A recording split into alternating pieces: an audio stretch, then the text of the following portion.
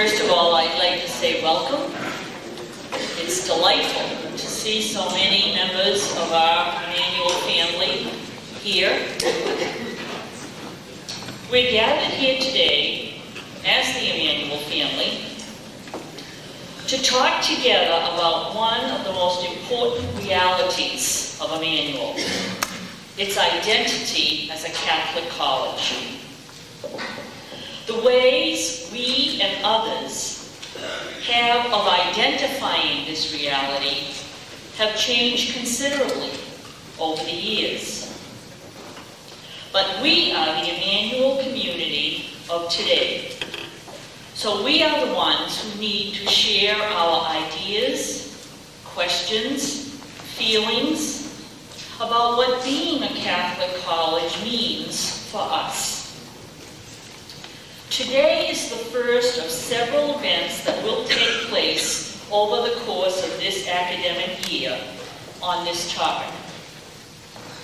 The purpose of today is to begin the conversation, to listen to one another, to provide opportunity for each one to offer his, her opinion on what makes Emmanuel a Catholic college.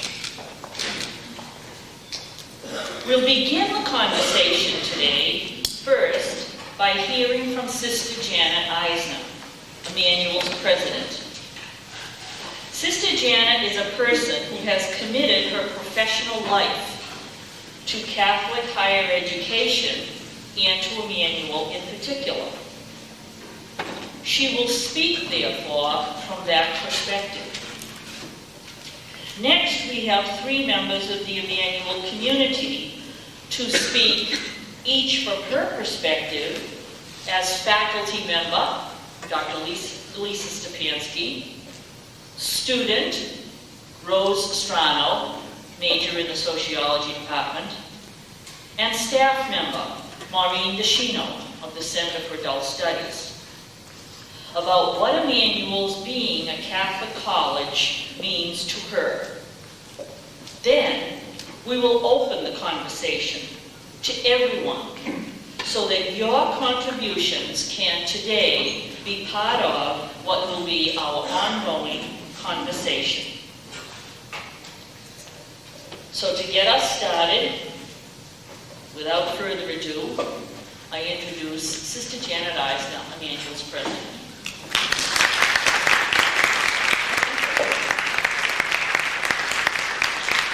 Topic which we begin today is full of complexity and no single analysis is possible. Hence the conversation we anticipate to begin to address the question. In my remarks today, I hope first to examine briefly the historical context of American Catholic colleges, to consider the philosophical basis of Catholic colleges and universities, third, to pose the current challenge to Catholic colleges in today's landscape in higher education, and fourth, to identify some characteristics desirable in Catholic colleges today. So this is more appropriately called towards defining an agenda rather than a set of definitions of a Catholic college. Your participation in this panel and in subsequent roundtables and discussions will be a very important part of our shared reflection. First, the historical context of American Catholic colleges began with the founding of Georgetown University in 1789. Today, there are 230 Catholic colleges and universities across this country which enroll well over 500,000 students. Their history is marked by the following characteristics. First, Catholic colleges in the U.S. were founded by religious orders of women and men, not principally by the bishops of a hierarchy. Because of this, the relationship between the colleges run by religious orders and the hierarchy has been undefined and has allowed a certain autonomy for the colleges. Second, the original colleges often combined academies or secondary schools with the collegiate experience until the first quarter of this century when they were separated. Third, Catholic colleges were founded in a pluralistic society until the mid-19th century, and the number of Protestant students numbered about 1/3 of the original Catholic colleges, although the number of Catholic students attending changed as the turn of the 20th century. At the beginning of this century, then, Catholic colleges were small, clerical or religious in faculty and administration, isolated from the mainstream, traditional in education, pedagogy, and philosophy, and in constant financial difficulty. By the 1920s, accreditation standardized the curriculum, and with World War II came rapid expansion. Lay faculty were appointed to meet increasing demands of students, and professional schools were opened. 20 years later, in the late 1960s, Vatican II brought a dramatic trend toward laicization of college trustees and the removal of the heavy financial responsibilities from the founding religious orders. At the heart of American Catholic colleges were the Catholic Colleges for Women, founded, like the men's colleges, in conjunction with academies and later as colleges. At Emmanuel, the separation was clear from the very beginning, although for the first decade, Notre Dame Academy, the Fenway, operated out of the administration building. By 1930, there were 45 Catholic colleges for women accredited by the National Catholic Educational Association. The early founders of these colleges wished to provide excellent education for first-generation college students, the daughters of immigrants, who might not otherwise have afforded a college education.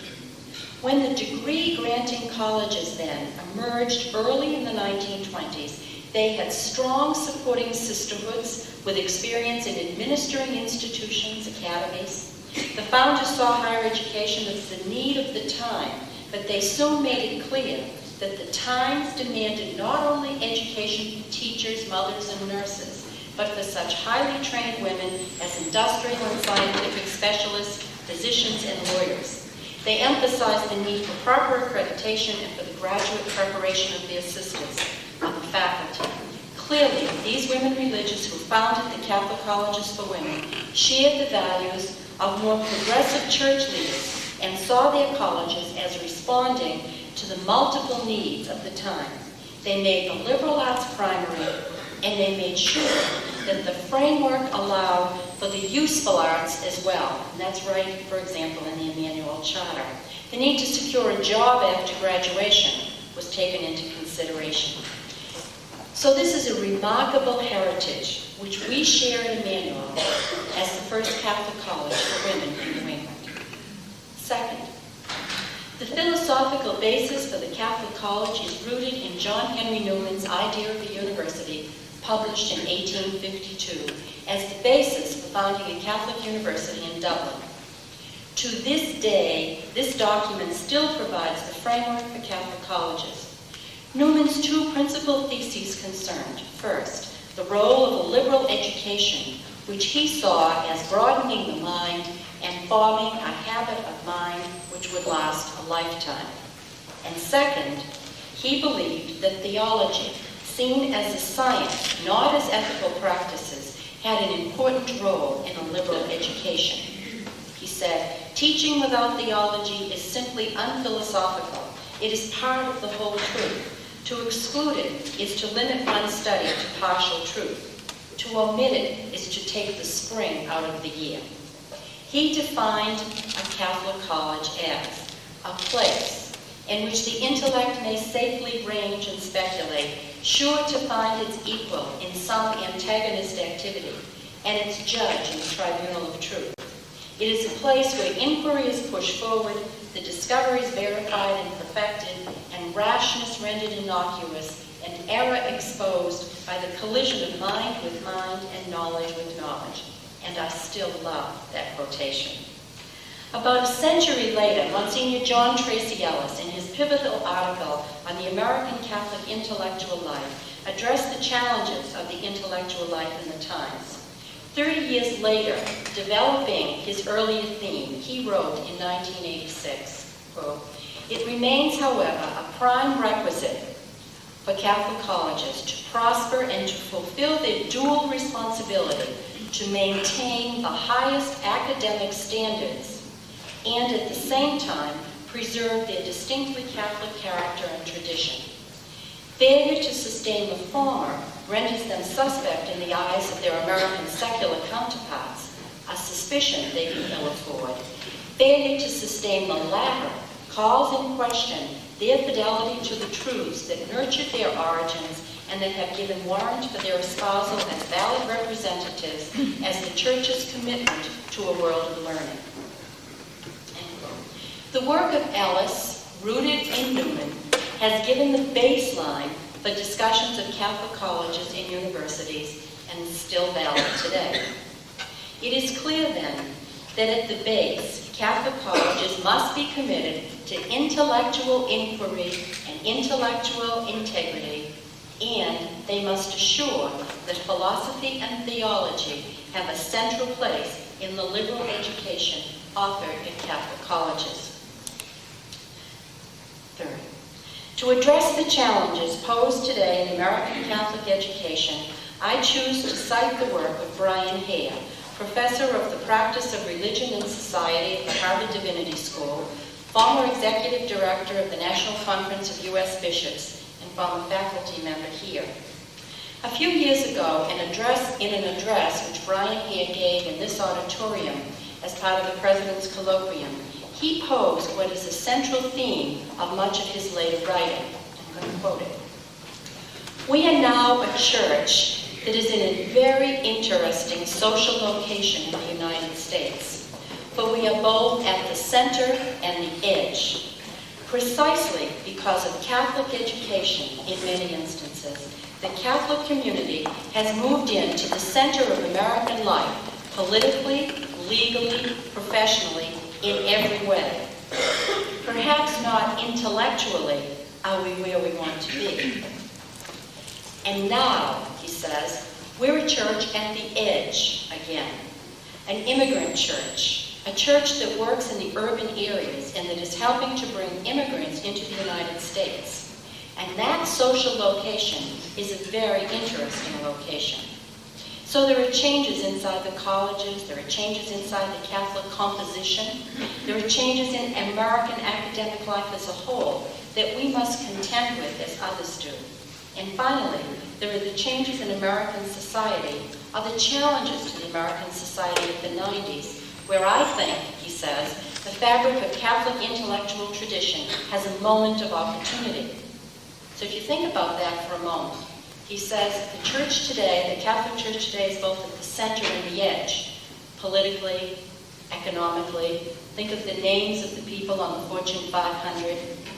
I think of the inauguration of the president of the University of Massachusetts at Faneuil Hall and the array of folks on the dais that day, from the acting governor to the head of the legislature, all wearing Boston College hoods, to the cardinal.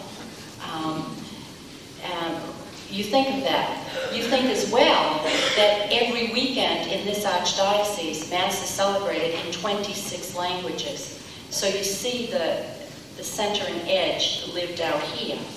I think this is illustrated well this very evening as Emmanuel will be announcing its first ever capital campaign. And at the announcement will be many people who reflect the center of Boston, the center of Boston business. And they will gather for the announcement of our capital campaign, and they will find themselves reminded of their stewardship and responsibility to help in the educational mission of a Catholic college, Emmanuel, which strives to carry out its mission to both the center and the edge. We cannot address American Catholic education today without reference to the almost decade-long debate around Ex Corde Ecclesiae, a document defining the role of Catholic colleges. There has been substantive and largely effective dialogue between the American bishops and the Catholic colleges. There has been enormous development of thought from the very early discussions when some bishops seemed to be looking to the Catholic colleges to address their growing concern of a generation of young Catholics poorly educated about the Church's teachings. In this diocese, for example, there has been enormous growth and understanding of the respective roles of college and church, and that's come largely from the meetings of cardinal law with the presidents of the Catholic colleges. However, the decision just last year of the Vatican to turn down the recommendations arrived at by the American bishops in this country based on this dialogue has raised new concern. This debate centers particularly on the Vatican requirement that theologians, even those teaching in religious studies in Catholic colleges, be required to receive a mandate from the bishop to teach in such colleges. This is not seen, however, by our national associations as an insoluble dilemma, but certainly one which will take great sensitivity and patience to resolve. It seems to me that the discussions of ex corde can perhaps best be seen, as Brian here suggests, through the lens of the Vatican II document, Gaudium et Spes, which begins, "The joy and hope, the grief and anguish of the women and men of our time, especially those who are poor or afflicted in any way, are the joy and hope, the grief and anguish of the followers of Christ as well. Nothing that is genuinely human fails to find an echo in their hearts. Christians cherish a feeling of deep solidarity with the human race and its history." End quote. Such a lens allows us to look beyond the canons and the focus on the regulations which are probed in ex corde, to look at the central discussion of the church and the world and see the role of Catholic colleges in that light. Fourth, what makes Emmanuel a Catholic college, then, is rooted in the tradition of American Catholic colleges. I believe that the following characteristics are central to the Catholic heritage of Emmanuel. First, intellectual inquiry and intellectual integrity are central. There must be a rigorous commitment to making Emmanuel a place which resembles the Newman prescription. It is a place where faith and reason meet, where the mind may safely roam. I think of one of our graduates from the class of 1967, who was on our board, who addressed an audience just 2 evenings ago, and what she talked about as a value of her experience through the Catholic schools, elementary, secondary, and through Emmanuel, was the ability to be able to use her intellect. She was a Woodrow Wilson scholar, the former associate dean of Georgetown Law, to use her intellect and to always find at the same time a support and a place for prayer in that reflection and her faith. Secondly, characteristic of Emmanuel and Catholic colleges, theology and philosophy must have a central place in the curriculum. That is not sufficient, however. 2 courses in religious studies over 4 years will not enable a student to grapple with Catholic heritage issues if the Catholic identity and the Church's teachings do not permeate the academic program. For example, at a Catholic college, in classes where it is relevant, and in conversations among faculty, students, and staff, the vote on capital punishment in the Massachusetts legislature would be an appropriate discussion topic this week. At this college and at other Catholic colleges, the effort is never to proselytize, but it is to open up the issues to rigorous intellectual review and to state clearly the position of the Church on important issues. Third, the building up of a college community is a priority at Emmanuel. At Convocation this year, I cited again the principles of a strong campus community based on the Carnegie Commission study on what makes a strong college community. And I believe that community building is important at a Catholic college. Fourth, at Emmanuel, there is a strong commitment to the justice and peace agenda of the Church, focus on the individual, a focus on preparing students for a global society, and a commitment to find resources to enable students with financial need to receive an education. This is consistent with the Church's predilection for the poor, not only to provide educational opportunity, but to address in every way possible through the educational process the need to address the systemic causes of injustice and poverty in the world. It is an ongoing challenge to live up to the goals we set for ourselves in this area. Fifth, the question of Catholic identity is noted in many recent articles as inescapably linked to hiring policies. This is an enormously delicate and enormously important topic. It seems to me that it is as important to appoint members to the faculty, administration, and staff who come from Protestant, Jewish, and other religious traditions as it is to consider the role shared by all members of the college community in understanding the Catholic heritage. Someplace between the confessional oaths required at evangelical colleges and the statement that is made at hiring, "This is a Catholic college, can you support it?" is the challenge to articulate what it means to be a Catholic college today to those who work at the college and continue that tradition. 6. Clearly, the social teachings of the Church are evident in the often cited distinguishing characteristics of Catholic colleges of a strong emphasis on service and social justice. There are many examples of such commitment at Emmanuel, often a commitment which graduates take with them throughout their lives. 7. A Catholic college celebrates its heritage. At Emmanuel, we do this on Founders' Day, at Convocation, Commencement, and at liturgical celebrations.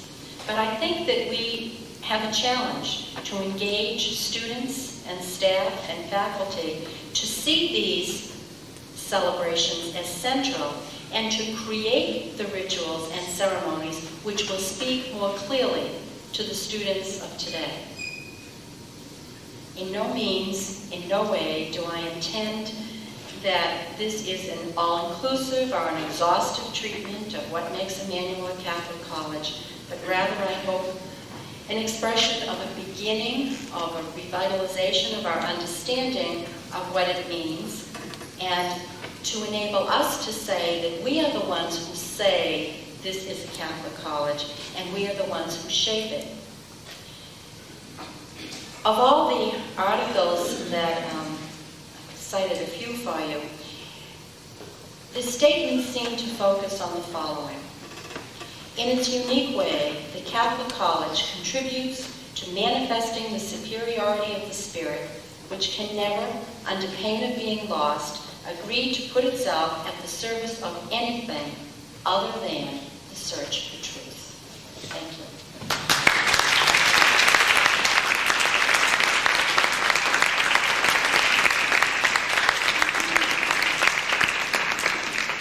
Thank you, Sister Janet, for providing us with the historical and philosophical context for our question, and then for sharing with us so passionately the beliefs that you have about the meaning of a Catholic college. We claim in all of our literature that we are a Catholic college, and when people come here, whether as students or to work, they know that that is the reality into which they're entering.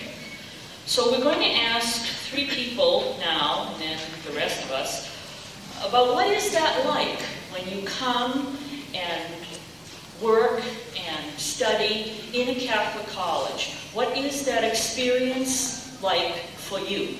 So we're going to start with the panelists we have up here.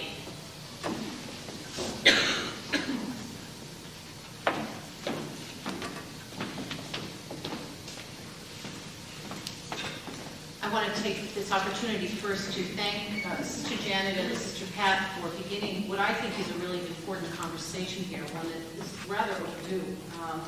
When I was first asked by Sister Pat to speak on this topic, I thought, well, I can do this. I'm not a theologian, but I do play one on Friday afternoons when I'm a CCD teacher for my 3rd graders. So I thought I can think about this issue. But the question also reminded me of the kinds of questions that you get on graduate exams, similar to the ones where they ask you to compose a sonata and tell you that there's a piano under your seat. So I don't pretend that what I'm going to say here is at all exhaustive, and I'm only speaking from my perspective as a faculty member here at Emmanuel. And for me, the question is, what's a Catholic classroom? And that's what I'm briefly going to try and speak to today. And as I was thinking about this question, I turned to a book because I'm an English professor and that's where I go to find lots of answers. And so I turned to the Bible and I thought, how will it speak to me about this question? And for me, as I was reading and thinking about this, I came to the conclusion that the work of scholarship and teaching for me is essentially spiritual. And then I thought, well, what does that really mean? And so I found 3 different references that, for me, help to illuminate that idea of the work we do in the classroom as being essentially a spiritual task. The first one is the prologue from John's Gospel. In the beginning was the Word, and the Word was with God, and the Word was God. Again, as an English professor, that's where it's at for me. It's language. It's all in the words. I'm insistent that my students pay attention to words because words lead you to truth and words obscure the truth. And so for me, a lot of what I do is to try and get students to realize the importance of language as a way to lead them to truth and to lead them to God. Because for me, that's a really important thing. The connection, as John says, that the Word was God, to me is a very important one. And one that I try to think about a lot when I'm teaching. The second kind of biblical message that I came across was one that I always go back to, which is 1 Corinthians 12, verses 4 on. There are different gifts, but the same Spirit. There are different forms of service, but the same Lord. There are different workings, but the same God who produces all of them in everyone. To each individual, the manifestation of the Spirit is given for some benefit. This is just a scripture passage that always speaks to me, and that one that I think speaks to us especially at a college where there are many, many, many different people with many, many different kinds of gifts. And the challenge, I think, for us here is to figure out how all those gifts fit together, and to realize that there is some kind of bigger spirit that animates us. And when is it that we recognize the individual gifts, and when is it that we kind of pool our collective gifts and work together? And to think about the different gifts that are here on campus in our students and the faculty and the administrators and the staff. And there are a lot of different gifts here that are used in a lot of different ways. And that, to me, is really important to recognize that.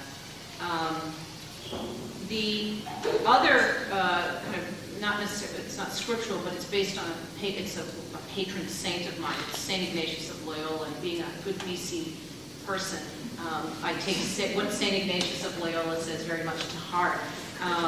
I am the product of not a full lifetime of Catholic education, but my years at BC really informed me very, very much when I look back. And going to a Catholic college for me, I think, was a really important thing in my life.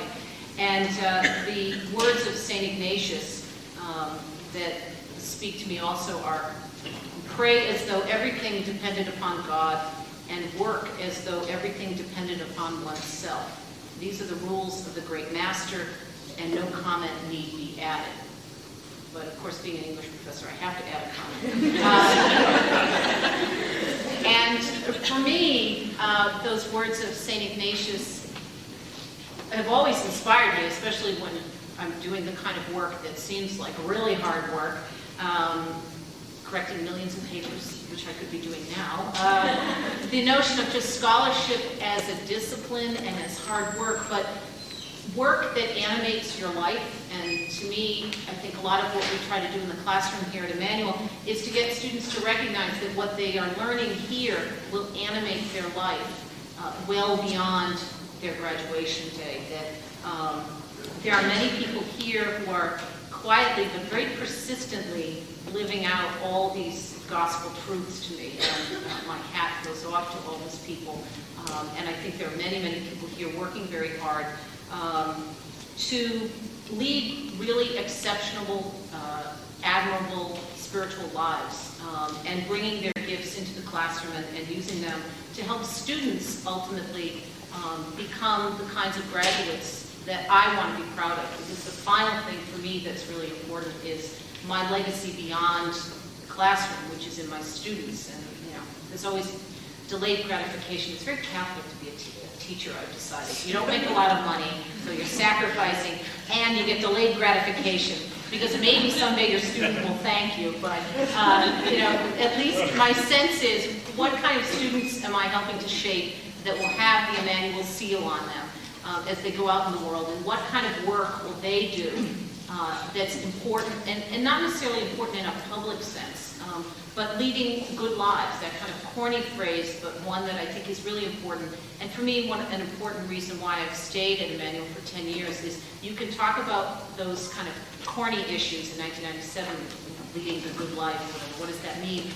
But people here take those questions really seriously.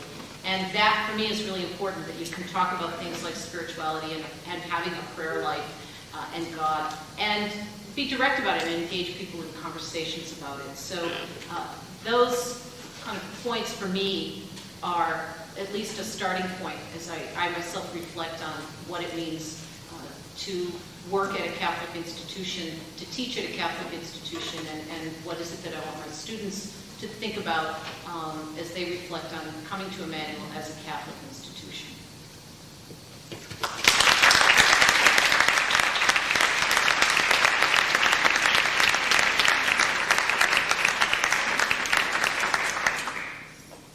I just want to give you a little background on my first experiences of coming here to Emmanuel as a freshman. I came to Emmanuel in 1994 frightened. I didn't know what to expect. I had lived in a small town in Connecticut and had graduated from East Catholic High School with only 100 students in my class. I was naive to the big city. I didn't have a car, and I was also going to be a commuter from an apartment I shared with my brother off campus. I thought about all the worries. How was I going to get along with everyone at school, especially since I was going to be commuting every day? How would I make any friends? How was I going to be on time to class every single morning commuting? I would feel left out, because instead of complaining about the noise in the hallway and the dorm that kept me up at night, or about the fire drill at 4 and 5 in the morning, I was complaining about my 20-minute walk to school in rain or snow, and how I forgot to take out the trash in the morning because I was running late. As the days passed, all the students got to know each other and supported each other, as we all just turned new lifestyle. When we were freshmen, we needed people to hang on to, and we had each other. My experience as a commuter became more positive as I discovered that I was not the only one.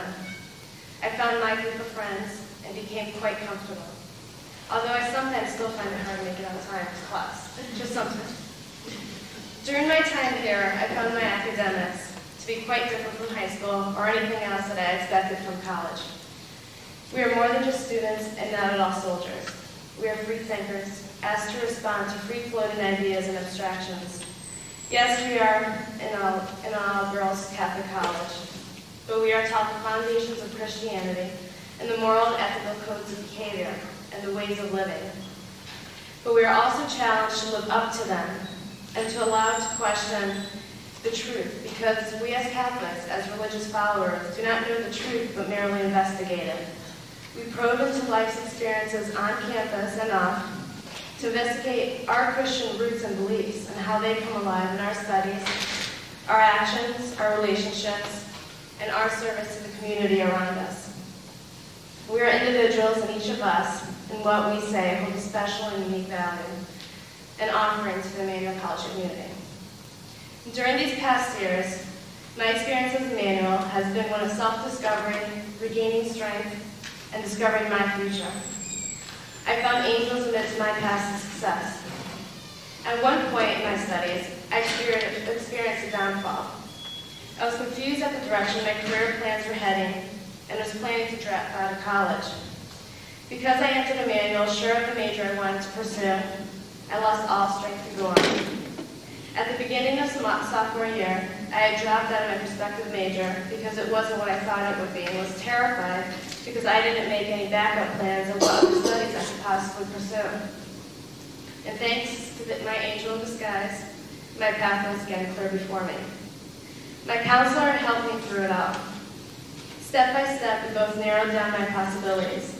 As I look back at the time, I am grateful to her for my academic success.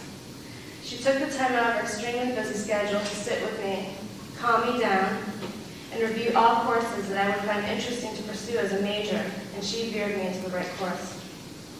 She did not recognize me as a student with no potential or no interest in the academics, and didn't send me home saying, well, figure it out on your own and come back to me and I'll schedule you for your classes. But merely a lost child who needed support. I'm a senior now, and I'm currently applying to graduate schools across the country. And again, to my angel, I will always thank her. Emmanuel is a community of intelligent, strong, and outstanding men and women. I call upon faculty and students who have the resources and ability to bring change into the lives of many within the campus and out. During the past 3 years, I have shared my time and commitment with 3 community organizations and institutions. I am an adult tutor at the Notre Dame Education Center. I have led an after school group of children at the Tobin School, and I've worked with the Saturday Success School at the Boston Latin School. Why do I do this while having a 25-hour job weekly? Because I feel it is important to practice Catholic teachings that have taught me to be a teacher unto others, to share my knowledge, my wealth, and my time with others less fortunate than I. At the Notre Dame Education Center, I tutor men and women of all ages from foreign countries in English as a second language and in the citizenship test. Why? Because they came to the United States in search of schools, jobs, religious freedom, and all that I have because I am a citizen. And I want to share that feeling, and Emmanuel helps me do that. At the Boston Latin School, as I tutor the students in English, ancient history, or reading, I often encourage children to work their very best and never to give up their dreams of going to college, and they look up at me, to me as a role model. To fully understand our Christian roots at Emmanuel, I feel it's important to bring them into action, and Emmanuel has allowed me to do that by giving me the opportunity and the tools. One person at Emmanuel once questioned, do we as people of God perform these works intentionally, or do we perform them as acts of recognition or reward? And that is one question we all ask ourselves. For myself, I don't have to get up early on a snowy Saturday morning and march myself across town to Boston Latin. I don't have to get on the red line to Broadway after a long day at school. I don't have to make my way up the hills of Roxbury to Tobin to teach a group of small Spanish children. Faculty and students, I call you to ask ourselves, what can we do to make Emmanuel shine on top of its Christian roots? And how do we work together to make Emmanuel stand out amongst the universities and colleges that huddle around us in Boston? We must not leave it only to the students to act in the name of Emmanuel, and we must not only leave it to the faculty administration to advance our college forward. But Christianity taught us to be embodied as one, and as one, greater successes come.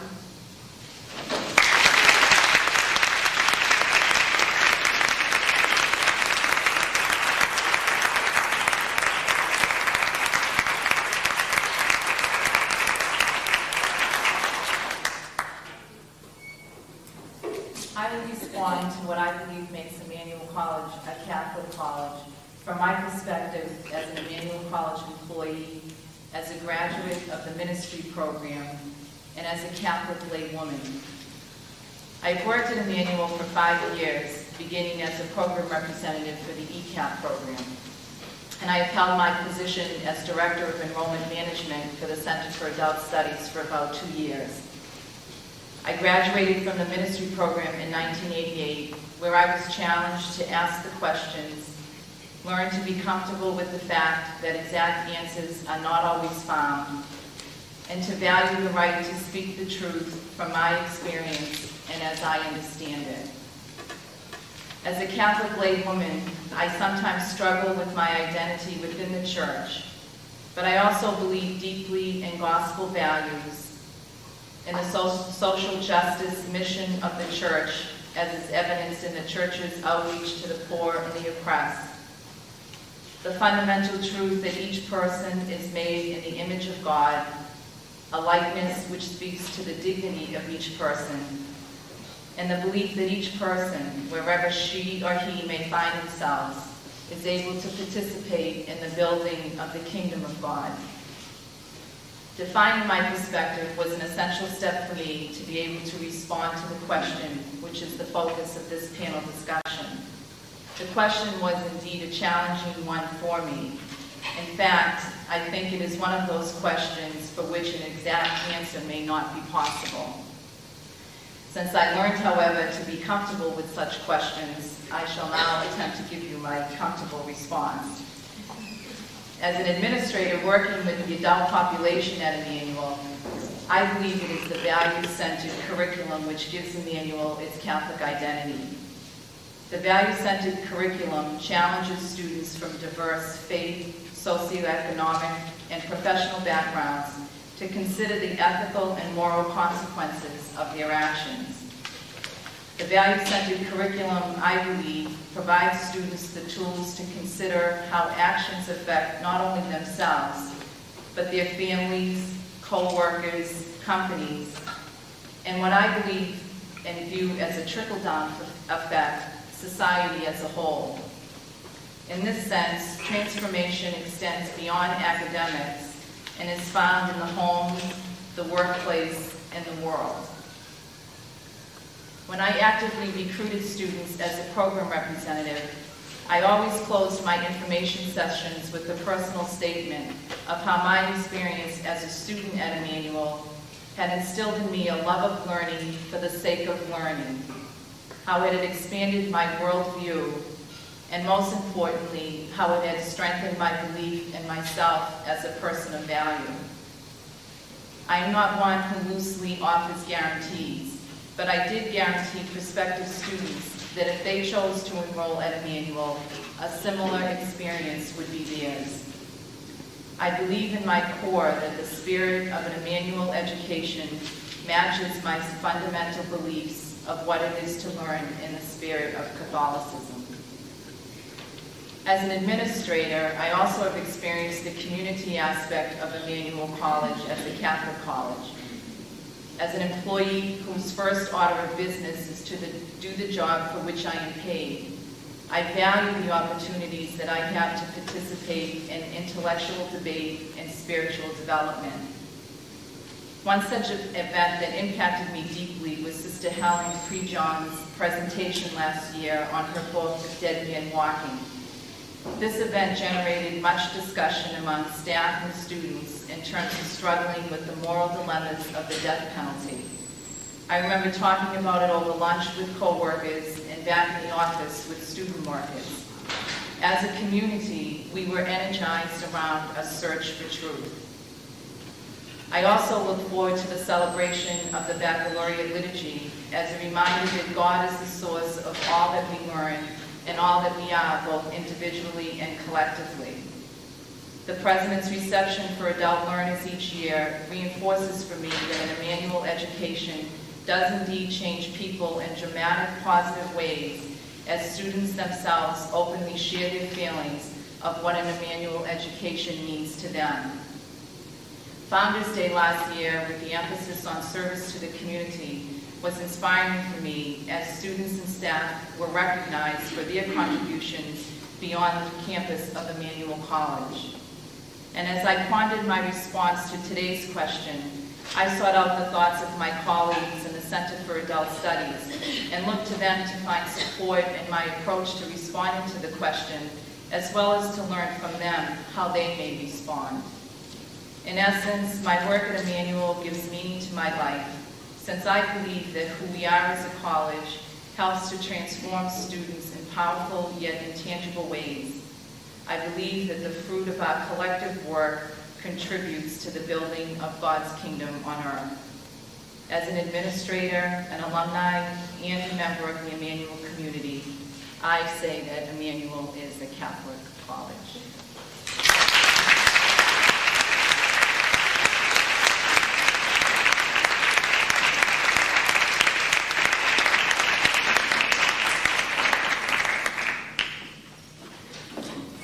I think I speak for all of us when I say thank you, Lisa, and Rose, and Maureen, for sharing with us so deeply and so powerfully the personal experience that you have and the beliefs you have about what makes Emmanuel a Catholic college.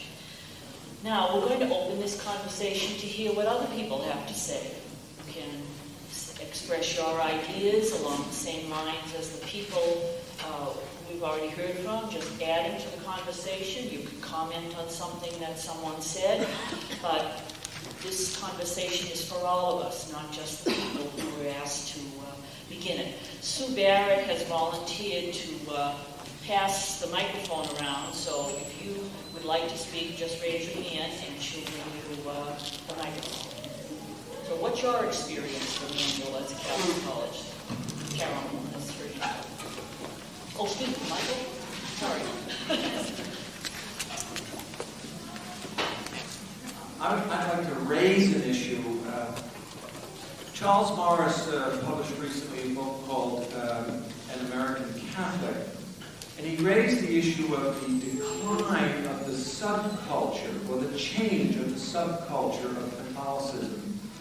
And I'd like to just raise the significance of that for us as a college and a college community. Just the differences of the changes in the Catholic subculture, say in the last 30 to 40 years. We see some of the evidence of that, say, in where statues used to be and there are no longer statues, or where the religious sisters used to wear habits and they no longer wear them. And it seems to me that it is harder to articulate what it means to be a Catholic college as that community subculture changes. I'd like just to raise that. Thank you. Britta?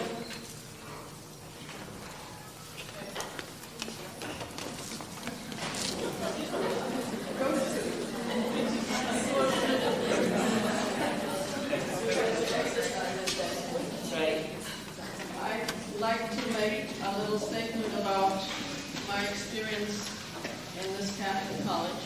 I'm prefacing it with a little bit of my experience with Catholicism in life.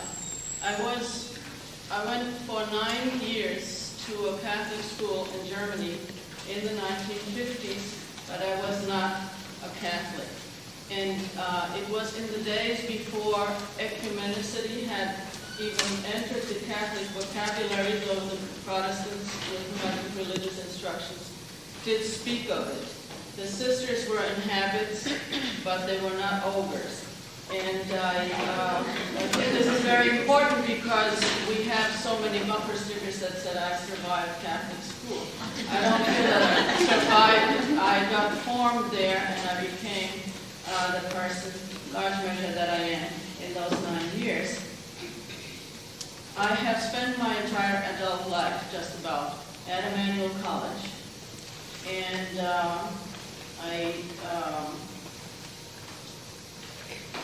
I would like to read something that has been a piece of discussion in the newspaper this week.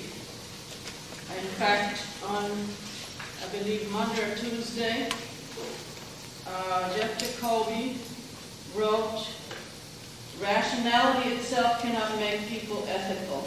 Without a universal moral code, which means without a God and a religion that emphasize kind and decent behavior, anything goes. If there is no God, there is no good and evil. There are only opinions about good and evil." Today, a woman minister named Reverend Judy Deutsch answered to Jacoby and said, "I wonder why he agrees with Dennis Prager's formulation, if there is no God, there is no good and evil. There are only opinions about good and evil. Christian believers have slaughtered Muslims in the Crusades, Jewish believers have slaughtered Canaanites, and Muslim believers have slaughtered Christians, all in the name of God. In contrast, some philosophers and some ordinary people who did not believe in God have formulated and abided by moral codes that have been based on the observable reality that they have found, codes that have resulted in their acting lovingly and cooperatively with other people. Furthermore, the formulations of good and evil attributed to God are made by people too." In other words, there's been a debate going on in the papers this week over whether you can be a moral human being without believing in God.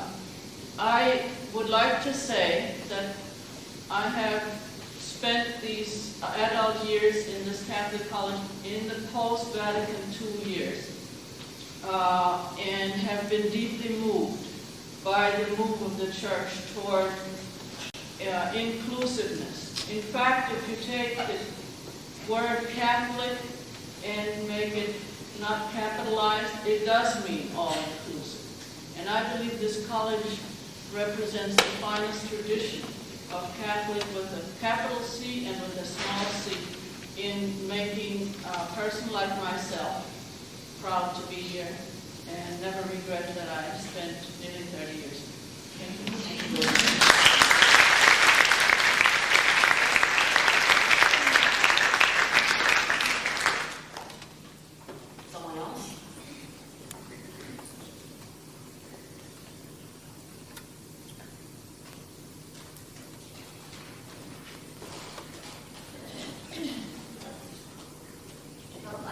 Speak from an admissions point of view and also from an alum point of view.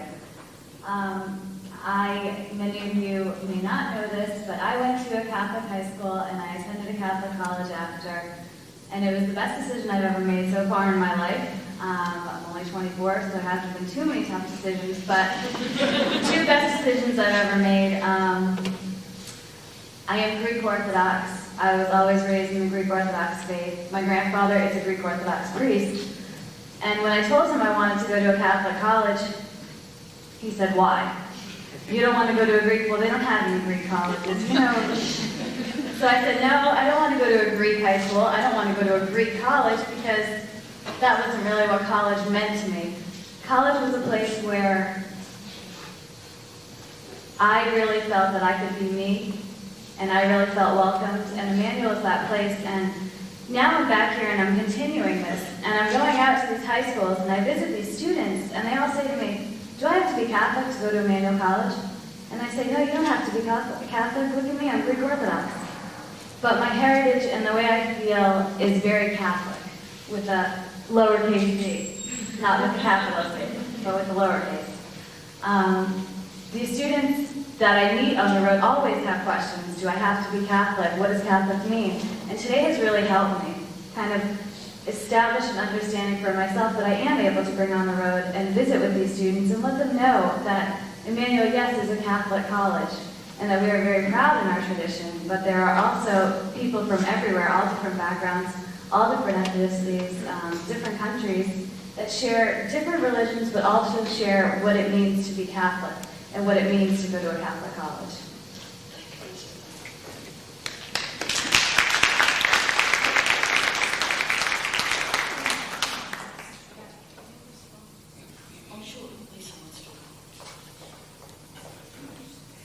I think what you're saying, Krista, is kind of what Michael was suggesting too about, I mean, even though most sisters are not in habits and sometimes there are no crucifixes in certain places that are supposedly Catholic, there's still a lot of baggage that people have about Catholics in general. And I have this discussion a lot because a lot of times when I'm not here dealing with people who are not are not Catholic or have lapsed, a lot of my friends don't go to church at all and have a lot of animosity towards the church. And the question is basically, what's a nice girl like you doing in a place like that? You know, kind of, why are you a Catholic? You're supposed to be intelligent.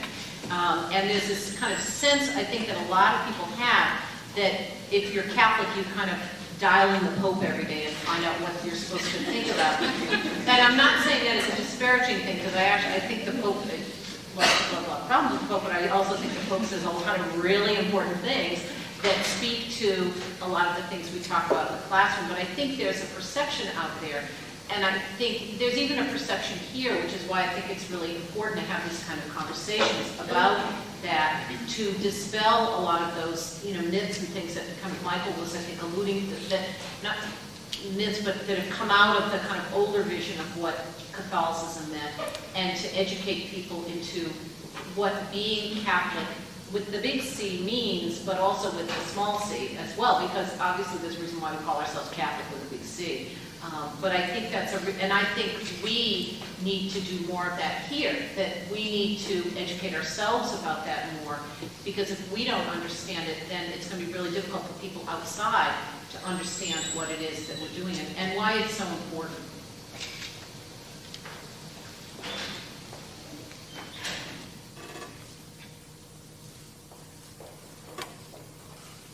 Sue is going to be so glad I asked her to do this.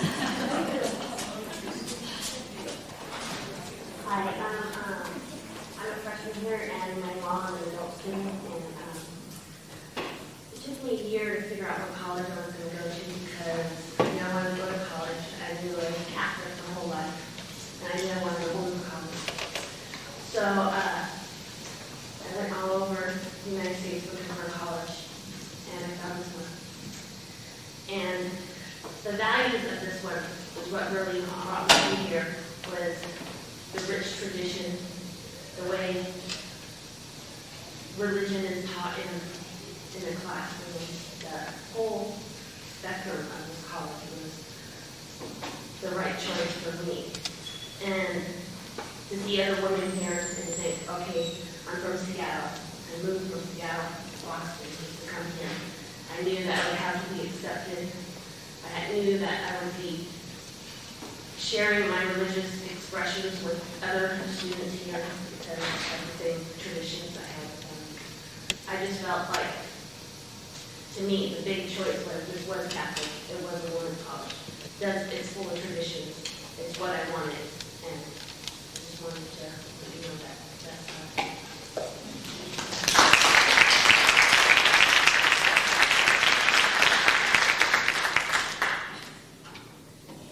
So what is it like to be here from some more people?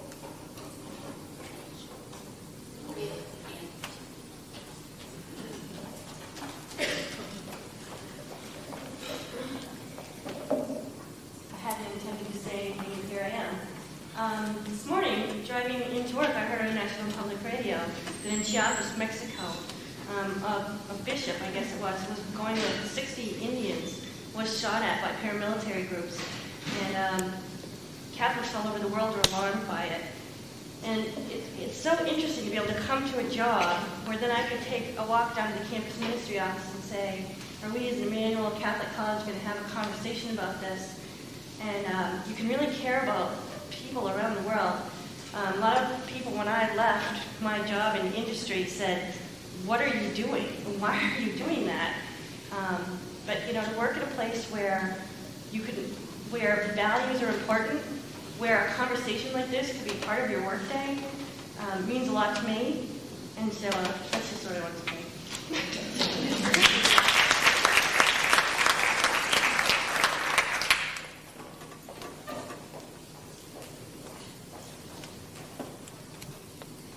What does it mean to you to be at Emmanuel College, a Catholic college? What's the experience like? Habitually speaking, a tradition that's 1,400 years old, but culturally I represent Generation X. And I think this is the same scenario that we face in Catholic education today is how do we remain faithful to the 2,000-year-old tradition and more that we have as a church and still be relevant to the culture in which we live. And I'm happy to hear this dialogue going on. This is a dialogue that could only take place, I believe, within the context of a Catholic community, which is seeking to present itself in an ecumenical or pluralistic culture. And I would, however, going back to some of the issues already raised, there is a lot of contribution, I believe, that women need to make in the church, not just from a social justice or a peace-oriented standpoint, although those are extremely important, but also on an intellectual level. There's a lot of Catholic thought being developed today. And I really think that women need to get in on it. Edith Stein is a model for me who comes from a different faith background, was an intellectual, had to study in an atmosphere where women were not allowed at the time, and also left a tremendous mark on the church. And I wonder how that can become a part of the Emmanuel College agenda. That's not the right word, but I think you understand what I'm saying.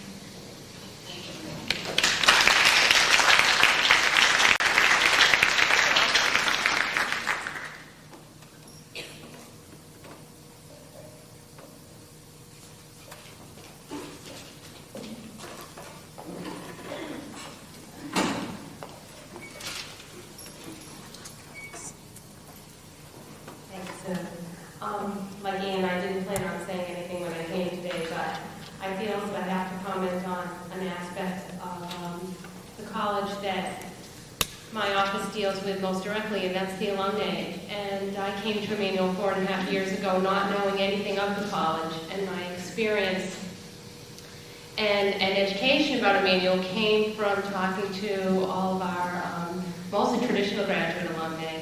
And two things really struck me about it, about them and about Emmanuel.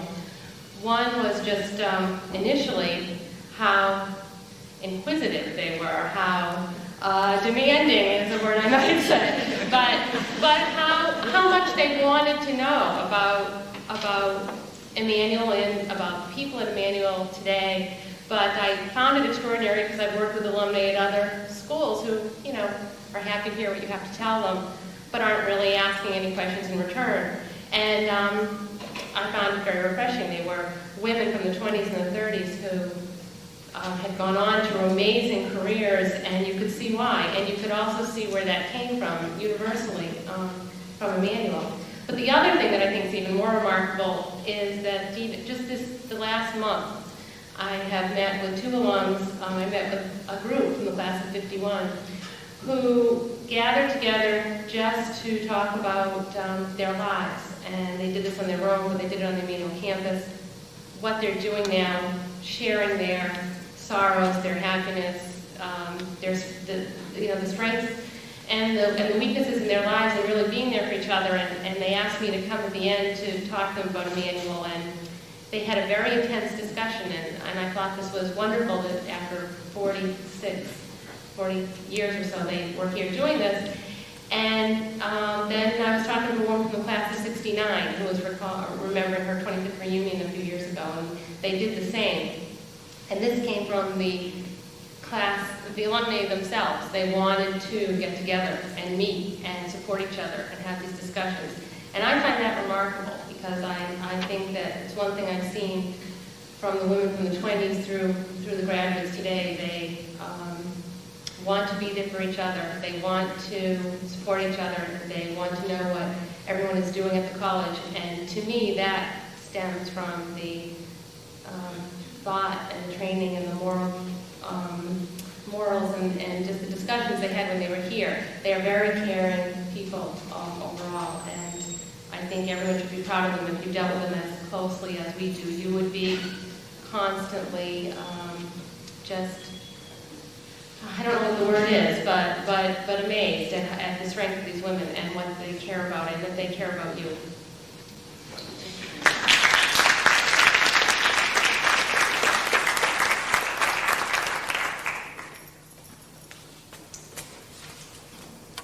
This is proof that there are second chances in life. I'd like to just pursue further what I don't think I was very clear on. There have been changes in our society so that there are not as many cultural supports for what I experienced, and I know my wife experienced when we went to a Catholic college.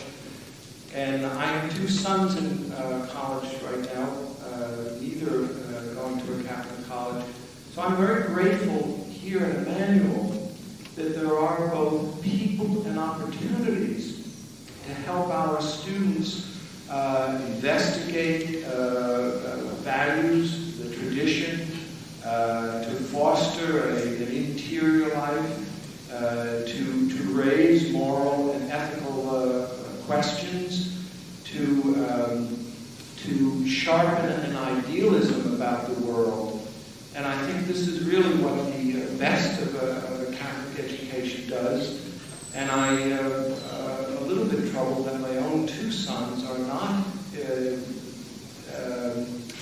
in an environment that fosters this kind of exploration and sharpening a sense of being able to articulate one's values and idealism. We live in a world where we need people who can articulate a sense of a moral and ethical tradition. And I think that's one of the things that this college enables our students, if they choose to do. I just have to expand on Michael's thinking, and it's interesting how similar my ideas were running along his. As now a grandparent, expecting a second grandchild, I have two children also who did not choose to attend Catholic colleges, and they both chose to marry non-Catholics. And I think sometimes we need to see what's absent before we can appreciate the value that it holds in our own lives. And I think I had concerns when my children chose to attend secular colleges, and I had concerns when they chose to marry outside the church. But it wasn't until perhaps I developmentally came to where I am today to appreciate what the Catholic Church and its teachings have meant to me. I think I'm like many people in my generation, one that took a lot of it for granted. I was a good little soldier and went to CCD and to Mass without a great deal of reflection until perhaps where I've come to today, when as I enter a different phase of my life, its meaning is different than it ever had been.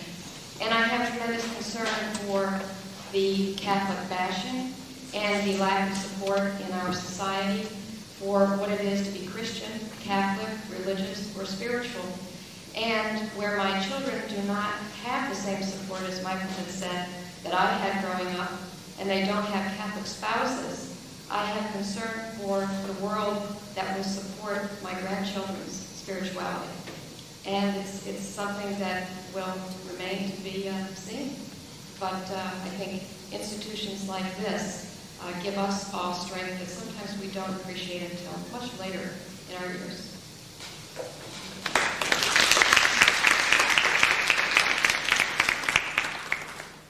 Maybe while one or two more people are framing what it is they'd like to say as we come toward the end of our time, I would just like to add a contribution from someone who couldn't be here today. The faculty are all aware of the fact that Dr. Beauchesne wrote an article which he sent to all the faculty on this topic, and I got his permission to quote from a part of it to add to our conversation about what makes a Catholic college. This begins, part of his article is a quote from Eve Cardinal Congar. A college that is truly Catholic is one whose Catholic constituency experiences itself to be truly of God's family. And the more it truly does so, the more it is also brother and sister of all believers and non-believers. What it demonstrates in relational capacities is in proportion to what it lives from within the depths of its life of faith and charity. St. Francis offers the model. He lived his life so perfectly as Son of God that he was brother to all that is created. This was made possible for him through his full acceptance of both gospel and creation. And for this, the liturgy for his feast gives him the magnificent title of Catholic. End Congar quote. This is Dr. Beauchesne. A truly Roman Catholic college, such as Emmanuel College, might be one whose theological and religious studies, interdisciplinary and integrating methodologies provide resourceful accesses to the values of a liberal arts education. a college that holds firmly to a full acceptance of both gospel and creation, and as a result, one that might continue to be granted the title of Catholic. So that's from Dr. Beauchesne, who is so interested in this topic, even though on sabbatical he wanted to contribute. Yes, so we have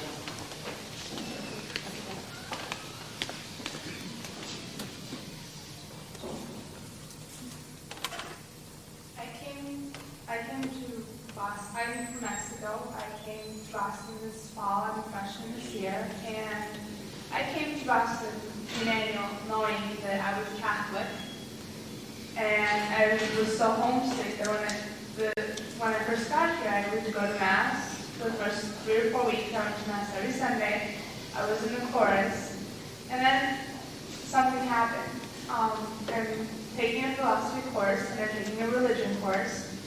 And in both of them, we're discussing Christianity, we're discussing several other religions. And one thing that truly amazes me is that both classes have made me question my beliefs. They have taught me stuff that I didn't know about the Catholic religion. And I think that the reason why I stopped going to Mass every Sunday, and I haven't been to Mass since then, was because I am just finding myself, because I never was very Catholic. My mom and I used to, my mom and my sisters and I used to go to Mass every Sunday, and I found the talks very interesting, but I never really knew what it was. And now that I'm here, I realize that I still don't know what it is, and that I'm just truly finding myself. And being half Jewish, because my father is Jewish, I realized that I don't know who I really am. And so Emmanuel College has opened my eyes, and I'm finally realizing that I don't know who I am, and that I really truly need to know who I am before I really commit myself to the Catholic religion or to the Jewish religion.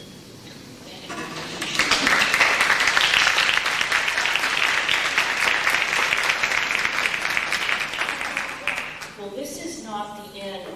Oh, excuse me, Kay, did you handle? One more then we have time.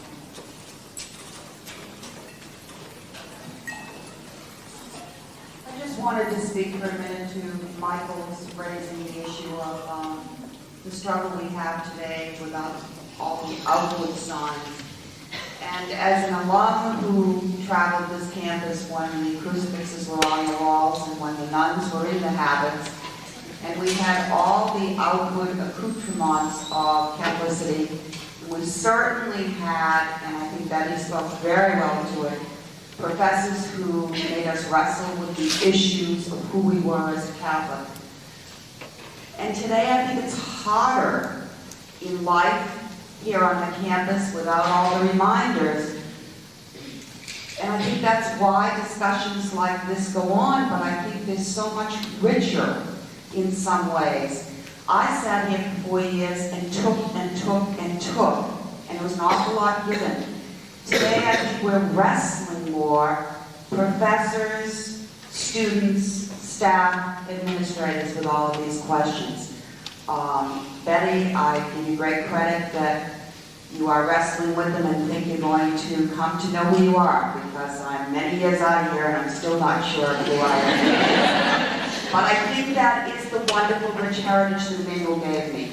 I also, like you, remember sitting in my first theology class and feeling like all of the rules and regulations that had been given to me for 12 years were being thrown over, and I was being asked to think and to question. And I had a hard time with that, and it lasted for many years. I have 3 children, 2 of whom have chosen Catholic colleges to go to, and 1 who chose not to go to a Catholic college. That has made for some very rich discussions in our own family. And my oldest daughter, who has now been out of college 5 or 6 years, continues to look back on her Catholic education and say it is informing everything she does out in the business. And she never thought that. I think she went to that college not because it was Catholic, but because it had a rich reputation for being a party school. She got far more than that out of it. So I think we're wrestling with a lot. No, she didn't. I'm not going to answer that question on the mic. It's a question posed behind me as to where.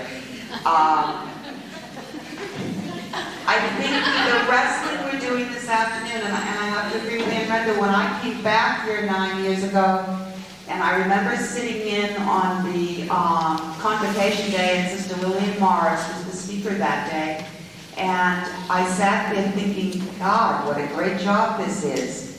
I can sit and listen to people wrestle with issues, and it's called work. And so I think that that's the richness of a Catholic college, that we continue to look at these issues. We may not have all the reminders on the wall, etc., but somehow I think in the last 30 years we've gotten an even richer tradition going.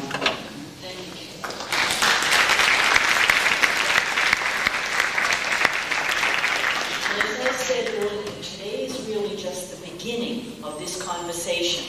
If anybody is sitting near those little piles of blue papers, if you'd start passing those so that everybody has one of the blue papers before you leave. The round tables, which are intended to continue this discussion and also maybe give opportunity to people who have something to say but don't really feel they can speak up in a large group like this, they feel more comfortable in a small group. The round tables are going to be on next Monday and on next Thursday. The times are listed. Please come for any or all or part of either one that you can make according to your schedule. They're going to be in the back part of the dining room, and there will be a clearly indicated section, and we will arrange with the Bon Appetit people that even if you're not planning to eat, you won't have to pay to get in. So come in, bring your own lunch, just come and sit and talk. But these will continue the conversation very similar to the way we have been doing it today. On December 2nd, we will pick up the conversation by having an Advent service at 12:30 to 1, which is a service of light to mark the beginning of the Christmas season, and that will be followed by a presentation and conversation with the members of the Religious Studies Department about the Religious Studies Department, its goals, purposes, courses, etc. at Emmanuel. So that will be December 2nd. And then it will be, the series will continue into the second semester. You'll get more information later, and probably we will have a speaker from some of the fine people who are around in the Boston area, who again will help to spark this conversation as we go on. We're also going to try to set up a way of communicating about this topic on email. So if you would like to be part of a conversation group on email, you need to call Ann Curran in the ITech department. Now, Ann's extension is 59716, or her email is Curran, C-U-R-R-A-N, and she will set up a way that those who are interested can carry on this conversation through that mechanism, as well as coming to the two face-to-face gatherings next week. So once more, I thank you.